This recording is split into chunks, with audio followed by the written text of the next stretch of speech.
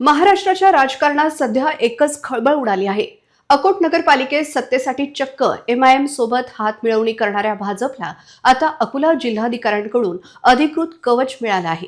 भाजपच्या नेतृत्वात स्थापन झालेल्या अकोट शहर विकास मंचाला जिल्हाधिकारी वर्षा मीना यांनी कायदेशीर मान्यता दिल्याचं पत्र समोर आल्याने राजकीय वर्तुळात भूकंप झाला आहे। नेहमीच हिंदुत्वाच्या मुद्द्यावरून एमआयएमवर तुटून पडणाऱ्या भाजपला अकोट नगरपालिकेत बहुमतासाठी 5 नगरसेवक असलेल्या एमआयएमचा आधार घ्यावा लागला। आश्चर्याची बाब म्हणजे या अकोट शहर विकास मंचात केवळ भाजप आणि एमआयएमच नाही, तर दोन्ही शिवसेना, दोन्ही राष्ट्रवादी आणि बच्चू कडूंची प्रहार देखील सहभागी आहे। मात्र जिल्हाधिकाऱ्यांच्या या मान्यता पत्रामुळे भाजपच्या दुटप्पी भूमिकेवर आता प्रश्नचिन्ह उपस्थित होत आहे। जेव्हा ही युती जाहीर झाली तेव्हा उपमुख्यमंत्री देवेंद्र फडणवीस आणि एमआयएम प्रमुख असुद्दीन ओवेसी यांनी तीव्र नाराजी व्यक्त केली होती। भाजपच्या वरिष्ठ नेत्यांनी स्थानिक आमदार प्रकाश भारसाकळे यांना शो कॉज नोटीस बजावली, तर एमआयएमने आपला पाठिंबा काढून घेतल्याचे पत्र जिल्हाधिकाऱ्यांना दिले।